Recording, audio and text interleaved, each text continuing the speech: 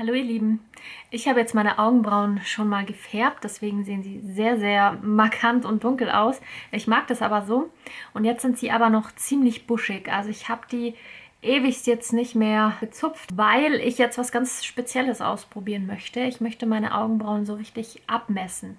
Und dafür muss man sie erstmal einmal wuchern lassen. Vielleicht sind sie nicht gleich hoch, vielleicht sind sie auch nicht an manchen Stellen gleich lang.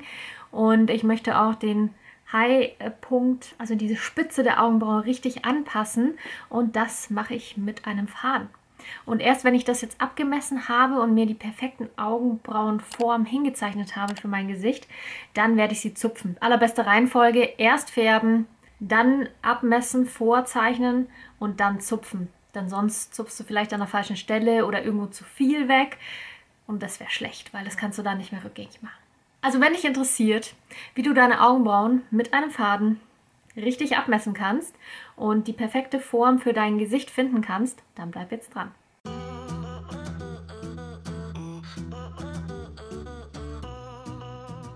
So, jetzt habe ich euch mal ein bisschen näher noch rangeholt. Seht ihr vielleicht, wie sie wirklich abwuchern. Ich habe jetzt aber schon versucht, jetzt nicht alle zu färben. Also hier unten drunter sind sie noch ziemlich hell.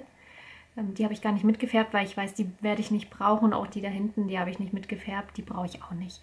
Und die zupfe ich mir nachher mit dem Faden auch weg. Auch dazu habe ich schon ein Video gemacht, verlinke ich dir oben, falls dich das interessiert. Aber jetzt kommen wir erstmal zum Einmessen.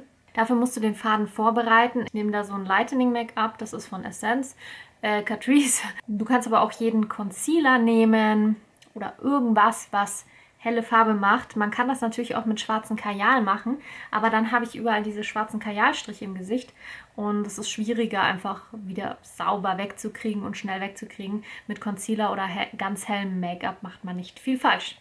Kann man dann einfach verblenden und dann ist es wieder weg. Also zuerst gebe ich mir davon was auf die Handfläche und ziehe dann den Faden durch.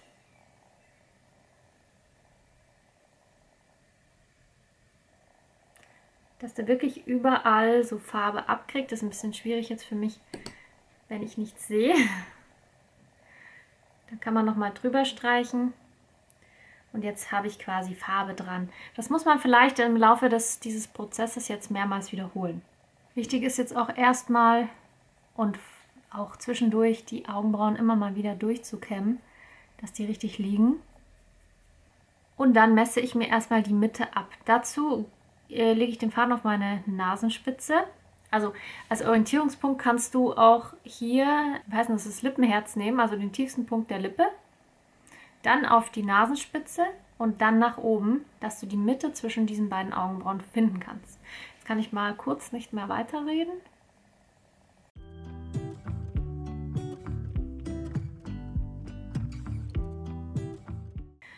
Man sieht es hier, ist jetzt eine schöne Mittellinie schon mal drin.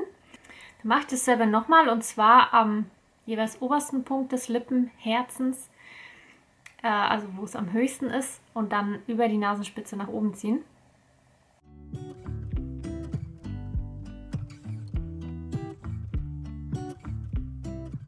Wenn man das richtig gemacht hat, müsste man hier, also vorausgesetzt die Lippe ist auch einigermaßen symmetrisch, müsste man hier denselben Abstand von der Mitte auch gefunden haben. Das ist jetzt hier auch ungefähr der Fall. Man kann es natürlich auch mit einer Schieblehre einfach nochmal nachmessen, wenn man eine hat. Ich habe jetzt hier gerade keine. Und dann wandere ich ausgehend wieder vom höchsten Punkt der Lippe über die Pupille, also ich werde das Auge natürlich nicht berühren, ziehe ich eine gerade Linie und das ist dann der Punkt, wo die Augenbraue am höchsten sein muss. Achso, und an der Nase vorbei.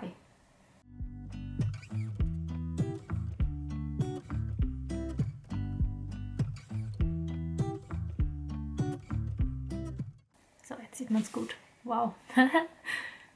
Sieht cool aus. Dann nehme ich ein Plastiklineal, also irgendwas Biegsames, und lege es mal hier an die Mittellinie an, dass die Augenbrauen auf jeden Fall nicht zu eng zusammenkommen. Werde ich auf jeder Seite 1,5 cm markieren.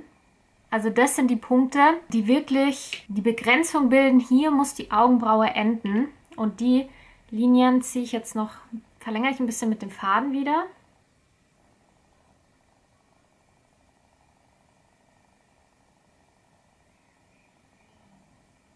Okay. Jetzt wollen wir natürlich wissen, wie breit soll die Augenbraue sein.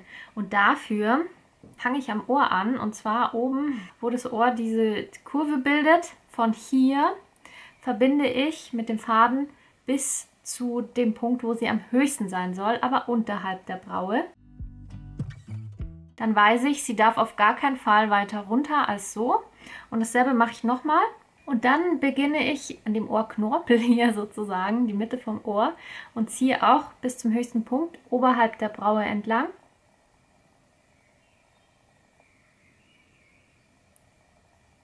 Und habe jetzt quasi meine Braue hinten schon definiert, wie sie aussehen sollte.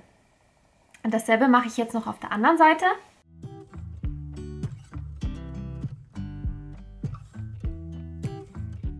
Das sieht man jetzt schon bei mir eigentlich, dass meine Brauen hier hinten zumindest so ein bisschen zu weit nach unten gerutscht sind. Und ich könnte hier oben wirklich mehr noch ausfüllen, zum Beispiel mit Puder oder mit Farbe, die die Haut färbt, dass die Augenbraue hier ein bisschen fülliger hinten wird. Um jetzt die Symmetrie hinzukriegen, weil man weiß ja immer nicht, ist eine irgendwie vielleicht weiter nach unten verrutscht, nimmt man den Faden und nimmt erstmal die beiden höchsten Punkte und verbindet die miteinander. Also da, wo die höchsten Punkte sein sollen. Hier.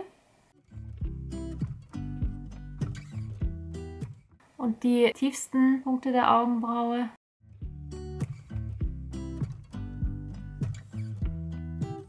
Es muss halt eine Gerade, also das muss auf einer Geraden liegen. Dann hat man quasi hier die Symmetrie erreicht. Um zu wissen, wo die Augenbraue jetzt hinten aufhören soll, legt man den Faden am Mundwinkel an und verbindet über den äußeren Augenwinkel und zieht eine Gerade.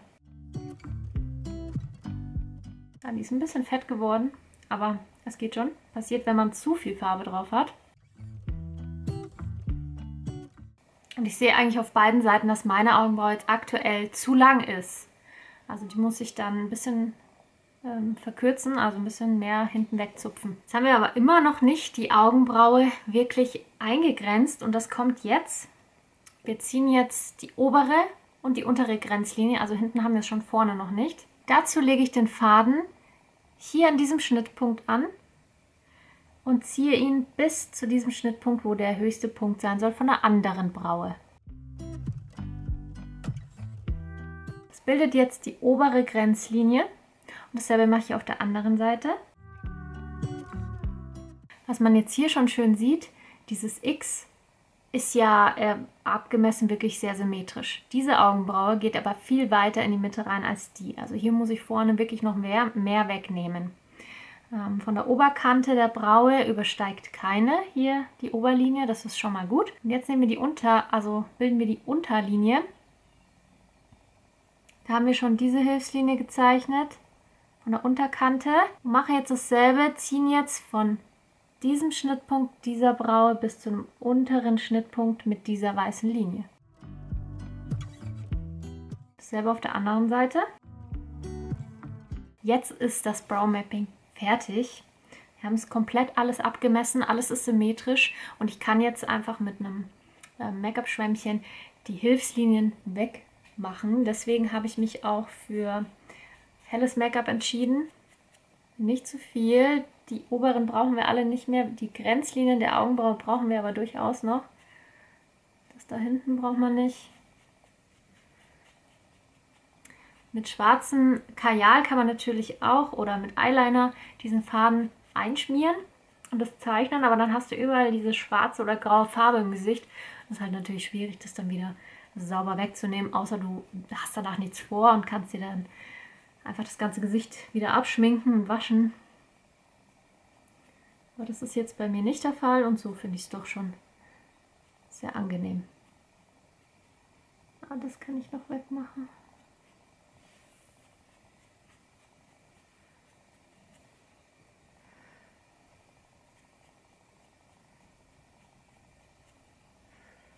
Okay, näher gehe ich jetzt nicht ran, weil sonst nehme ich vielleicht wieder was von meiner Abmessung weg. Und jetzt kann ich anfangen zu zupfen. Wie gesagt, auch mit dem Faden. Also noch ein Tipp, wenn du oben zupfst, dann kämm deine Augenbrauen nach unten. Und genauso andersrum, weil sonst zupfst du vielleicht welche raus, die gar nicht raus sollen.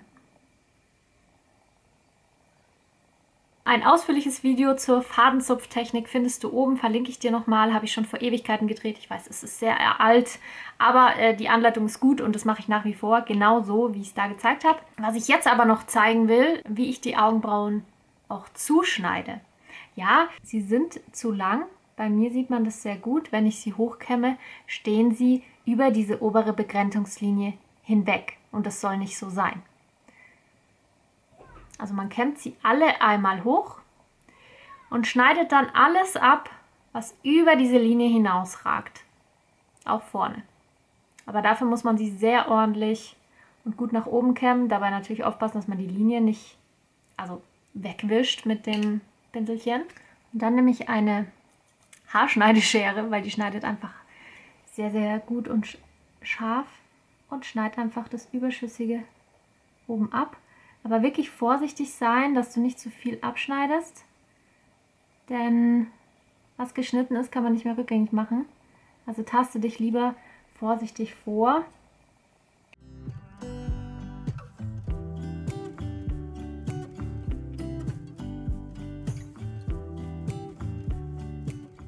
Wenn man das so macht, kann man nämlich auch gewährleisten, dass wenn mal Härchen verrutschen, dass die immer noch schön in der Form bleiben. Selbst wenn ich sie runterkämme, sind sie super. Wenn ich sie hochkämme, sind sie super. Und es ist ja auch gerade aktuell so ein Trend, die Augenbrauen hochgekämmt zu tragen. Funktioniert aber nur, wenn sie hochgekämmt auch schön in der Form sitzen.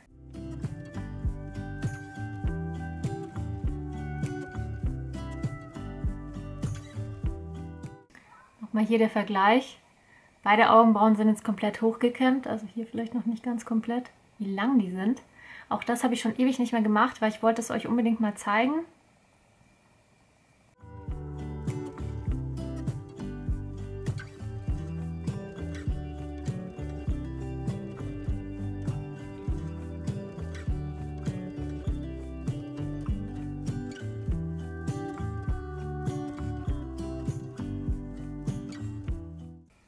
In Form geschnitten sind sie.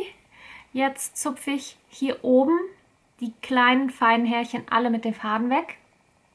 Und unten drunter gehe ich mit der Pinzette rein, weil da tut es mit dem Faden dann doch schon manchmal mehr weh und hier kringelt sich manchmal die Haut so rein. Und diese Pinzette hier vom Benefit ist eindeutig die beste, die ich je in meinem Leben hatte.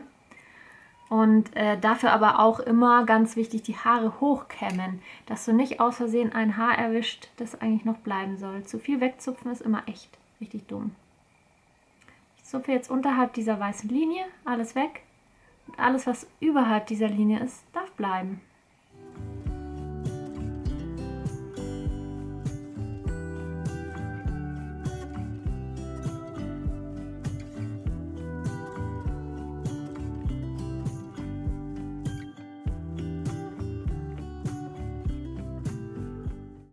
Hier hinten habe ich ja die Grenze markiert mit diesem weißen Strich. Das heißt, alles dahinter kann ich einfach auch wegmachen.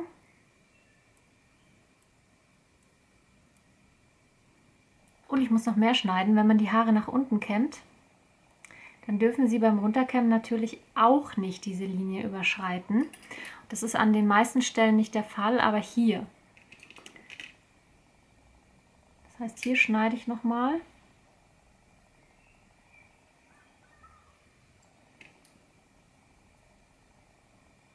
Immer nochmal nachkämmen, weil es sind Haare und die sind widerspenstig, die legen sich nicht immer, also man erwischt nicht immer alle, ziehen sie sich wieder weg und so.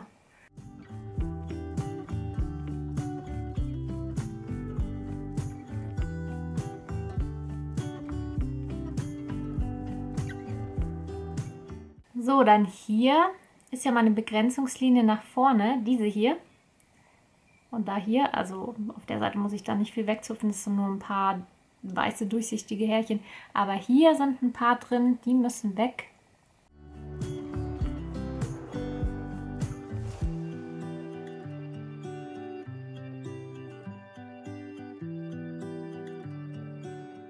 Und wer jetzt diese kleinen Härchen hier oben und seitlich wegkriegen will und aber keine Lust hat, mit dem Faden zu arbeiten, der kann auch so ein kleines Rasiermesserchen nehmen.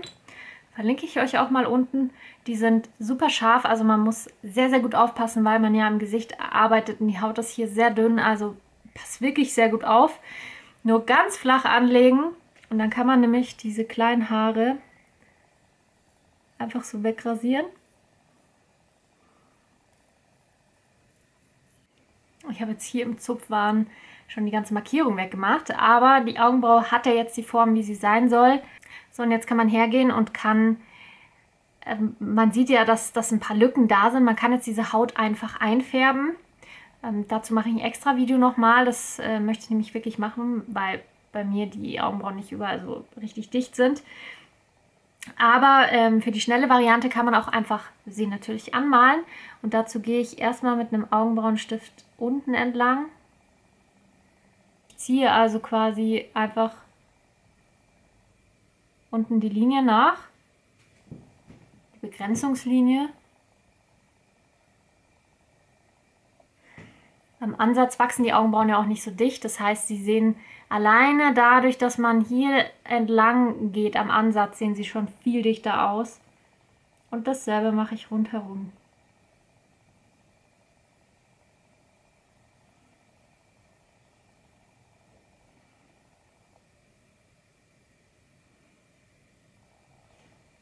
So, noch nichts ausgemalt. Ihr habt es gesehen, ich habe wirklich nur einmal die Umrandung nachgezeichnet und schon sieht die Braue bombastisch viel dichter und breiter auch aus. Und dann kann man mit einem Augenbrauenpuder, wenn man möchte, das mache ich aber sehr selten, kann man noch durchgehen und die Lücken schließen. Allerdings würde ich vorne immer ein bisschen weniger nehmen, dass sie vorne ein bisschen heller wirken. Das war mir jetzt schon zu viel, obwohl es echt wenig war. Und man kann sie dann einfach nochmal auskämmen. Und das Schöne ist jetzt, wenn ich sie jetzt nach oben kämme, bleiben sie in Form so, wie sie sein sollen. Also sie sind dann wirklich nicht zu weit hoch. Und auch nach unten ist es kein Problem. Das ist jetzt quasi die perfekte Form. Jetzt kann ich hier einfach nochmal mit dem Schwämmchen da die restlichen weißen Linien verblenden. Ich war ja schon geschminkt, habt ihr ja gesehen. Das hat dem jetzt aber auch überhaupt nichts ausgemacht. Also der ist einfach geblieben und die Verblendungen, die sieht man jetzt, denke ich, auch gar nicht mehr. Hier fehlt noch was. So, und deshalb arbeite ich auch mit Weiß, weil das einfach super genial praktisch ist. Jetzt mache ich noch die zweite nach und dann melde ich mich wieder.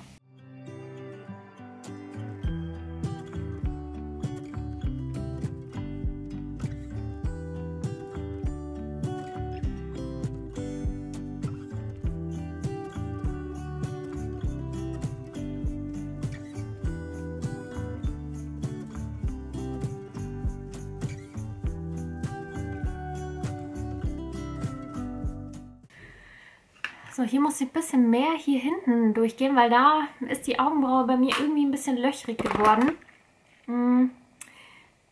Die hatte ich halt auch irgendwie wahrscheinlich immer falsch gezupft. Also die war hier hinten einfach zu weit nach unten. Jetzt habe ich den Scheitelpunkt von den Augenbrauen an der richtigen Stelle. Es zieht optisch nach hinten das Auge hoch und man sieht dadurch schon viel frischer aus. Ich bin super zufrieden mit dem Ergebnis und ihr habt gesehen, ich musste gar nicht viel nachzeichnen. Einfach nur die Umrandung, also bei der Braue hat es bei mir gereicht. Hier ist sie nicht ganz dicht. Nicht ganz dicht, super. Ja, und da brauchte ich ein bisschen Puder. Was ich dann auch noch manchmal gerne mache, ist Augenbrauengel. Ach, vielleicht zeige ich euch das auch gleich. Denn mit Augenbrauengel kann man die schön hochstylen. Ich kann mich einfach von unten nach oben